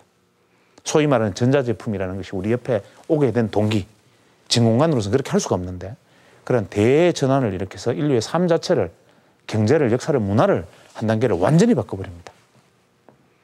또 그렇게 해서 10년이 지난 다음에 이번에는 또 0.1%의 창의적 인간이 등장합니다.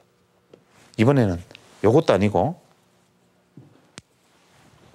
이런 걸 하나 들고 나와서 요게 뭐게 이러는 거예요.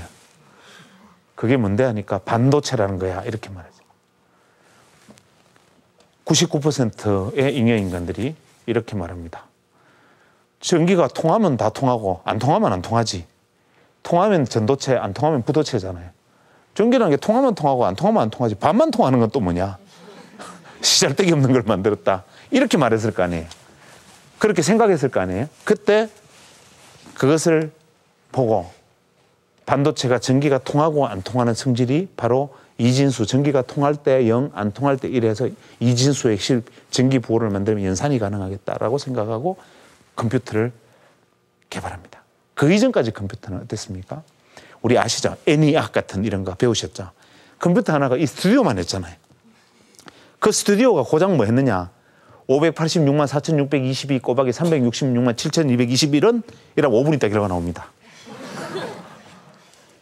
애니악.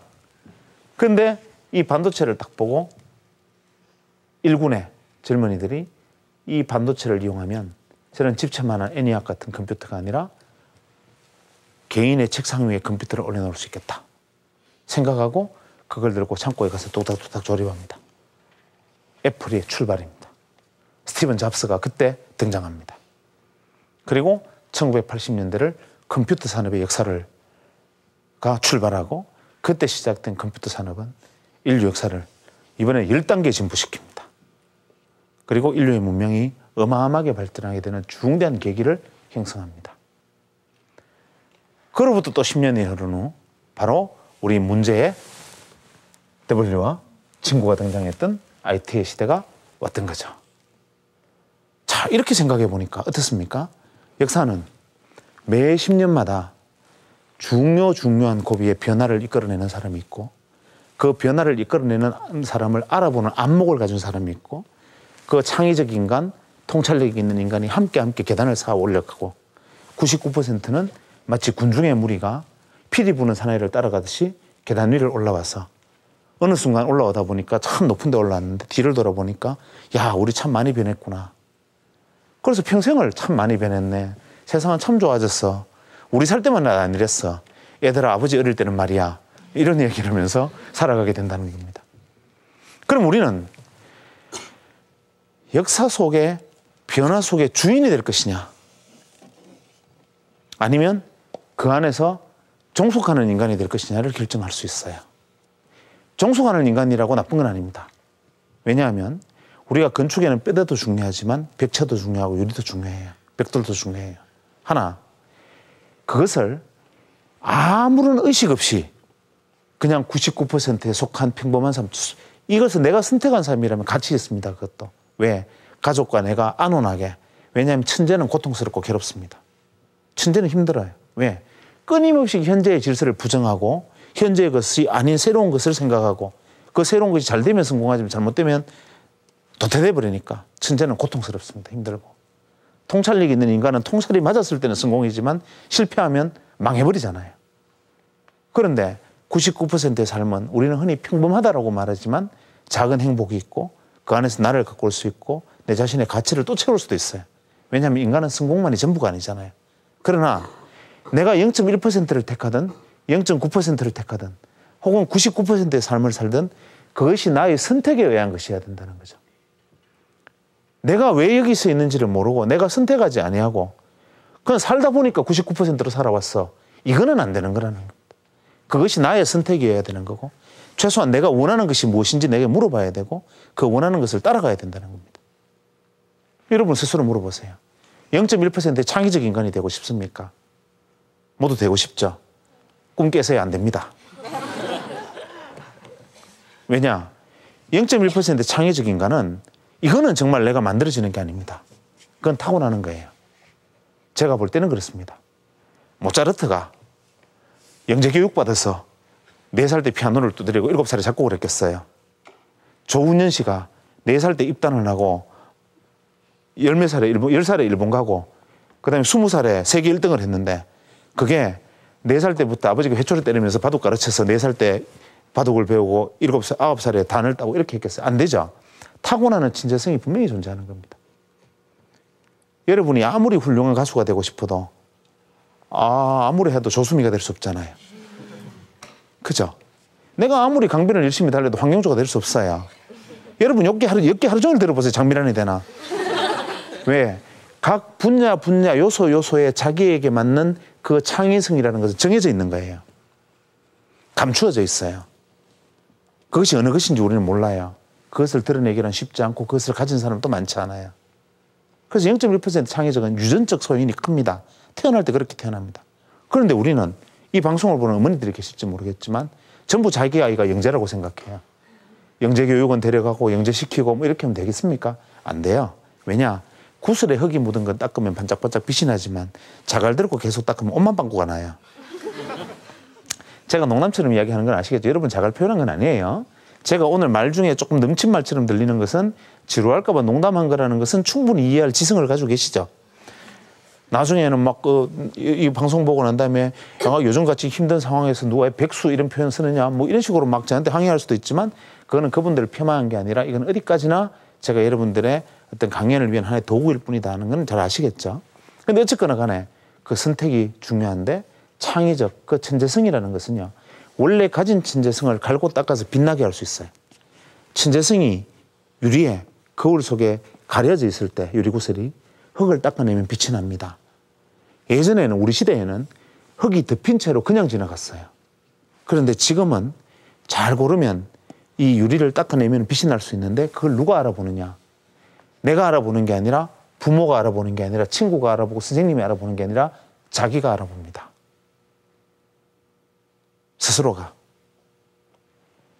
끊임없이 왜라는 질문을 하고 끊임없이 고민하고 끊임없이 충돌하고 도저히 나는 지금 현재가 이해가 되지 않고 현재가 아닌 뭔가 다른 새로운 것이 있어야 될 것 같고 계속 고민스럽고 이렇게 된다면 때에 따라서는 그런 학생들이 우리 시대에는 사회 부적격 인간, 불만만 가득한 놈 이렇게 비쳤어요. 하나 여러분 중에 만약 그런 사람이 있다면 이게 아닌데 정말 이게 아닌데 라고 생각이 된다면 그것은 바로 여러분이 바로 그 창의성을 가지고 있을 수도 있어요. 창의성을 키우고 싶으면 맹목적인 믿음, 맹목적인 주입은 안 됩니다. 제가 얼마 전에 조훈현 국수를 뵌 적이 있어요. 조훈현 국수 아세요? 젊은 학생들은 잘 모르죠? 들어보긴 하셨죠? 바둑의 대한민국의 킹 왕짱입니다. 이분이 이런 말을 했어요. 제가 지난주에 뵀는데 지난주에 저보고 이런 말을 하십니다. 선생님한테 배우는데 말이에요. 회초리를 들고 가르치면 바둑을 배우는데 매를 안 맞는 아이보다 매를 맞는 아이가 바둑에서 성공을 한다는 겁니다. 항상 매 맞는 아이가. 매를 많이 맞는 아이가. 왜? 매를 안 맞는 아이는 선생님이 두라는 대로 가르치는 대로 두어요.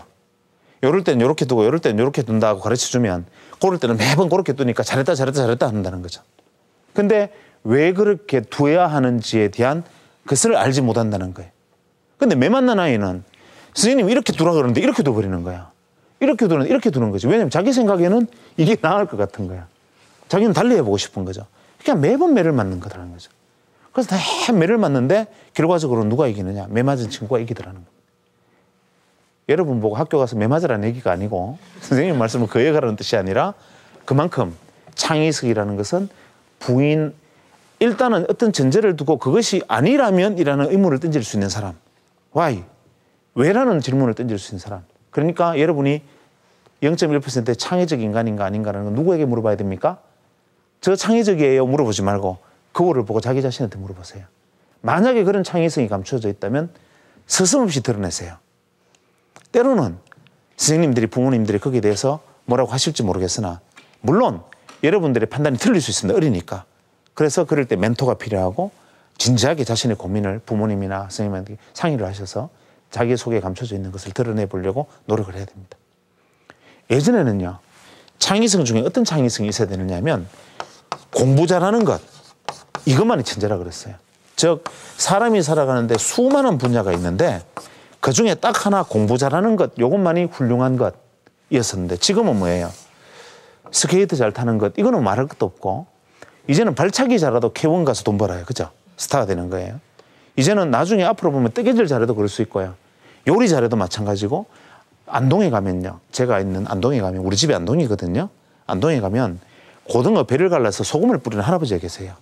이분이 소금을 뿌리는 기술이 얼마나 예술이냐 하면 고등어에 소금을 한 번 적고 탁 뿌리면요.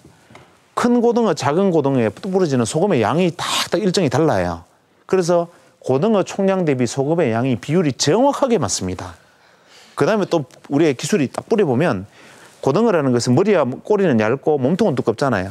소금을 딱 뿌리면 머리 쪽에는 소금이 뜯게 되고 몸통에 많이 들어가고 이렇게 탁 돼서 간이 딱 같도록 만드는 40년간 하셨어요. 지금은 간잡이라 그래서 아주 유명하시고 안동에서 강고등어로 요즘 안동이 먹고 살아요. 자, 어떤 분야에서든 이제는 자기가 가지고 있는 것이 돋보일 수 있다면 자기를 드러낼 수 있다면 그것은 다 훌륭한 것이란 말이죠. 예전에는 공부 잘하는 아이, 뭐 판검사 되고 의사 되는 아이 이런 것만 따지면 지금은 모든 사람이 자기가 할 수 있는 영역에서 자기의 재능을 드러내면 되는 시기가 됐습니다. 그래서 이러한 것들 중에 자기가 어떤 것이 있는지를 꼭 0.1% 창의성이 있는지는 스스로에게 먼저 물어봐라. 그 다음에 두 번째 자기 것을 뒷받침해주고 후원해 줄 수 있는 자기 생각이 틀리지 않는지를 부모님이나 선생님이나 모든 분이 두 번째로 물어봐라. 이게 창의성. 두 번째 0.9%의 통찰력. 저는 이건 더 중요하다고 생각합니다. 왜? 이거는 노력하면 만들어집니다. 창의성은 태어날 때 가지고 태어난다 그랬으니까 여러분들은 허무하잖아요. 내가 아니면. 아니 나는 그게 아닌데 허무하지 않습니까? 그러나 아까 말씀드렸다시피 깃발을 꽂은 천재보다는 그것을 알아본 통찰력을 가진 사람이 사실은 훨씬 더 성취를 합니다. 뭐 로펠러가 그랬죠. 모든 사람이 그랬어요. 그래서 이것을 알아보는 사람, 통찰력을 가진 눈만 있다면 나는 세상에 어떤 것도 두려울 것이 없어요. 누군가 깃발을 꽂을 때 거기가 씩 웃으면서 손을 내밀면 돼요. 내가 거기 뛰어들면 되니까. 오히려 천재처럼 고민하고 고뇌하고 막 죽느냐 사느냐 그것이 뭐 문제로다 이런 소리 안 해도 돼요. 그냥 웃으면서 천재 보고 가지고 힘들지 고민하느라고 내가 손 내밀어 줄게 이렇게 말하고 갈 수가 있어요. 그럼 이 창의력은 어떻게 키우느냐. 이것이 문제 아니겠습니까? 창의력을 키울 수 있는 유일한 방법은 무엇이냐. 변화하는 겁니다. 변화에 눈을 뜨는 거예요. 변화에 눈을 뜨라. 이상하죠? 학생이 변하면 안 되죠. 공부를 열심히 해야지. 변화에 눈을 뜨라. 이것이 무슨 말이냐면 이런 겁니다. 주역이라는 책을 혹시 들어보신 적 있어요, 여러분? 사서, 삼경, 사서 할 때는 안 들어지만 사서, 오경 하면 들어갑니다. 주역은 여러분 어떻게 알고 계세요? 점치는 책이다. 되게 그렇게 알고 있죠. 그게 아니고요. 주역은 두 가지가 있어요. 하나는 경서, 하나는 역서가 있는데 여러분 한자 약하니까 우리말로 쓸게요. 이 주역은 경서는 경전으로 읽히는 주역. 똑같은 주역을 보고요. 유학자들은 경전으로 아름다운 고전이다, 인생의 지혜다 이렇게 읽고요. 역서, 복서 이거는 뭐 점쟁이들은 이걸 들고 점을 치는 데 사용합니다. 그러니까 칼도 조리사가 들면 주방장이고 강도가 들면 이건 나쁜 칼이잖아요. 그죠? 주역도 마찬가지입니다. 그러니까 주역이라는 것은 공자님이 가죽끈이 3번이 끊어질 만큼 읽었다 할 정도로 유명한 고전이기도 해요. 이 주역이 얼마나 어려우냐면 주역을 이해하는 사람이 별로 없어요. 우리가 대학, 논어, 맹자, 중용 이런 것은 다 이해를 하는데 춘추 이런 거는 이 주역은 아직도 이해하는 사람이 우리나라에서도 몇 명이 안 됩니다. 근데 이 그 어려운 주역책이 사실은 9글자만 알면 더 알 필요가 없어요. 제가 오늘 여러분에게 귀한 선물 하나 드릴까요? 9글자 알면 여러분은 주역책 한 권을 다 배운 겁니다. 잘 왔죠? 주역의 9글자는 뭐냐면 궁적변, 변적통, 통적구, 이 9자예요. 이 궁은 뭐냐 하면 궁할궁자예요. 뭐냐 하면 궁하면 어려우면, 네가 어려우면 여러분이 혹시나 답답하고 막막하고 힘들고 뭔가 잘 안 되고 한계에 부딪히면 궁적, 변해라. 변해라. 궁하고 막히면 스스로 변해라. 내가 가다가 뭔가 벽이 길을 막잖아요. 나비가 되어서 날아가든지 두더지가 돼서 굴을 파고 넘어가면 되는데 벽에다가 머리를 받으면서 왜 벽이 나를 가로막고 있는 거야 하고 머리를 찌면 나만 쓰러지잖아요. 앞을 가로막고 있는 벽을 탓하지 말고 내가 변해서 피하면 되잖아요. 여러분 중에 뭐 공부가 힘들어 아니면 뭐가 잘 안 돼 이렇게 생각될 때 이것이 나는 너무 힘들어라고 생각되면 그 힘든 상황만 보고 있으면 내가 점점 늪에 빠진 코끼리처럼 그 안에 빠져들어갑니다. 그러지 말고 내가 변하면 되는 거예요. 네가 궁하다고 여길 때 스스로 변해라. 변해버려라. 변적통.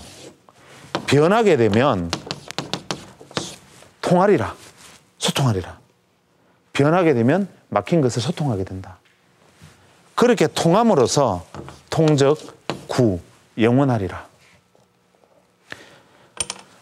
막혀 있다고 생각했을 때 절망하지 말고 스스로 변하면 그것이 소통하게 되고 그렇게 소통함으로써 당신은 영원할 것이다. 이게 한 권의 주역책에 담겨있는 지혜인데 놀랍게도 이 책은 지금으로부터 3000년 전에 쓰여졌습니다. 3000년 전에 신석기 시대 비살무늬 토기를 꽂아놓고 조개무지를 만들던 사람들이 왜 이런 말을 했느냐. 강에 들어가서 물고기를 잡아야 맨손으로. 잡아보니까 물거리가 미끌하고 빠져나가 버리는 거예요. 신이시여 왜 물고기를 비늘을 만들어서 미끄럽게 해서 잡지도 못하게 만들어놔니까 좌절하고 물에 쿵덩쿵덩하면 물고기를 평생 못 잡아먹고 맨날 그래야 되잖아요. 그냥 조개만 계속 까먹어야 되죠. 근데 어떻습니까? 주위에 있는 사금파리 하나 들고 꼬쟁이에 붙여가지고 그걸 작사를 만들고 가서 물고기를 잡아서 변하니까 물고기를 잡아서 먹게 된 거예요. 원시시대에 맘모스가 막 와요. 혼자서 대적하다가 맘모스에 깔려 죽어요. 신이시여 왜 맘모스를 이딴막에 크게 만들어서 우리를 죽게 만드십니까? 알아뭉개게 만드십니까? 이렇게 좌절해버렸으면 오늘의 인류는 없어요. 어떻게 합니까? 그래 네가 이기나 내가 이기나 변해보자. 좋아. 돌을 깨가지고 돌도끼를 만들고요. 한 명이나 1명, 20명이 때를 지어서 우리가 매복하자 작전을 세우고 그렇게 해서 맘모스를 잡아서 이기고 살아남습니다. 인간이. 쉽게 말하면 인간은 벽에 부딪힐 때 궁하다고 여겨질 때 안 된다고 생각될 때 변함으로써 진보해 왔어요. 아까 제가 말씀드렸던 것도 전부 변하는 거잖아요. 기존의 것이 아닌 새로운 것으로 변하려는 생각. 기존의 것이 아닌 새로운 것을 변하려는 생각. 이 변화하는 것을 알고 생각하고 변화해버리면 여러분은 세상의 주인이 됩니다. 즉 변화만 이해하면 무엇이 변하는 것인가, 지금 상황에서 무엇이 변하려고 하는 것인가, 그것을 여러분이 알면 이 0.9%가 되고 여러분은 앞으로 시대의 지도자가 되고 시대의 주인이 되는 겁니다. 변화. 생각해 보세요. KTX가 내 앞을 달려옵니다. 그 안에 누가 타고 있는지 보려고 이렇게 보면요. 야구공이 씩 지나간 거나 KTX 지나간 건 똑같아요. 아무것도 안 보이겠죠. KTX 안에 누가 타고 있는지를 보려면 어떻게 해야 되겠습니까? 신발 벗어들고 미친 듯이 KTX가 달리는 방향으로 가도 안 보이겠죠. 자전거 타고 정말 땀 뻘뻘 흘리면서 가면 이게 KTX다 정도는 알겠죠. 그런데 진짜 KTX 안에 타고 있는 게 누구인지를 알고 싶으면 어떻게 해야 되겠습니까? KTX를 타야 됩니다. KTX 안에 타 있으면요. 안에 있는 사람이 다 보일 뿐만 아니라 밖에 창밖을 내다보면 나를 보려고 애쓰고 있는 사람들의 얼굴에 땀방울까지 보입니다.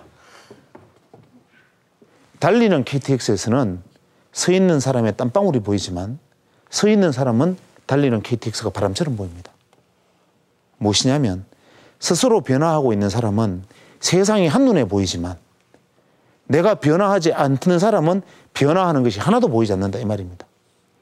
내 스스로가 변화하지 않으면 세상이 바뀌는 것, 세상이 변하는 것, 앞으로 무엇이 나타날 것인지가 아무것도 보이지 않고 그냥 나는 99%로서 그냥 차라리 99%를 내가 선택한 것이면 괜찮은데 매번 그렇게 평범한 내 모습에 좌절하고 절망하고 나도 성공하고 싶고 1%가 되고 싶고 리더가 되고 싶은데 아무것도 안 보여요. 열심히 노력하는 것 같은데 그것은 무엇이냐? 당신이 노력만 하고 지식을 익히는 것만 신경을 쓰고 있지 스스로 변하려는 노력을 안 했기 때문이에요. 근데 내가 변화를 하면 빠르게 변화를 하면 할수록 어떻겠습니까? 느리게 변화하는 사람들은 서 있는 것처럼 보이고 세상이 변화하는 모습이 오히려 지렁이가 꿈틀거리는 것처럼 다 보일 거 아니에요. 그런데 어떻게 되겠습니까? 여러분들이 미래의 지도자가 되고 싶으면 여러분이 세상의 주인이 되고 싶으면 아니 내 삶의 주인이 되고 싶으면 내 삶이 0.1%든 0.9%든 99%든 그것을 선택하는 사람이 되고 결정하고자 하는 사람이 되고 싶으면 어떻게 해야 됩니까? 변화하는 사람이 돼야 되죠. 그 변화는 작은 데서부터 출발합니다. 아주 작은 데서부터 출발합니다. 어떻게 출발하느냐? 바로 나의 모습 하나하나를 바꾸는 데서 출발해요.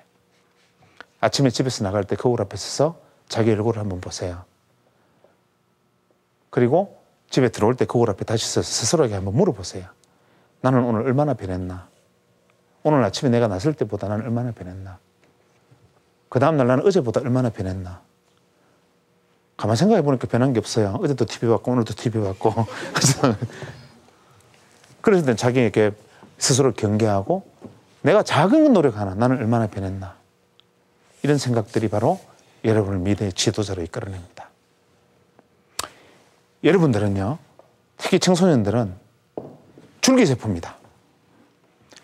손이 될지 발이 될지 머리가 될지 심장으로 자랄지 아무것도 몰라요. 여러분들은 무한의 가능성을 가진 사람들입니다. 그래서 여러분들이 가지고 있는 줄기세포로서의 가능성, 이것을 잊지 마세요. 세상 모든 사람에게 감추어진 작은 가능성이 있고 그것을 빛내게 할 수도 있고 통찰력 있는 사람이 있고 스스로 선택하는 사람이 되세요. 저는 오늘 여러분에게 이야기를 들려드리고 있지만 사실은 그런 사람은 아닙니다. 다만 그런 사람이 되라는 말을 전하는 사람이죠. 그래서 오늘 제가 여러분에게 전한 말은 그의 제가 어리석게 친구들이 지나가는 그 모습을 보면서 99%의 잉여인간이 됐던 사람으로서 여러분들에게 제가 가졌던 작은 가슴의 아픔과 상처들을 나눠드리면서 여러분들은 어떤 선택을 하든지 자기가 주인이 되는 사람이 되라. 이 말씀을 들려드리고 싶었던 거예요. 무려 1시간 반 동안 지루하고 긴 이야기 들어주셔서 고맙습니다. 오늘 만나서 너무 행복하고 저도 반가웠습니다. 고맙습니다.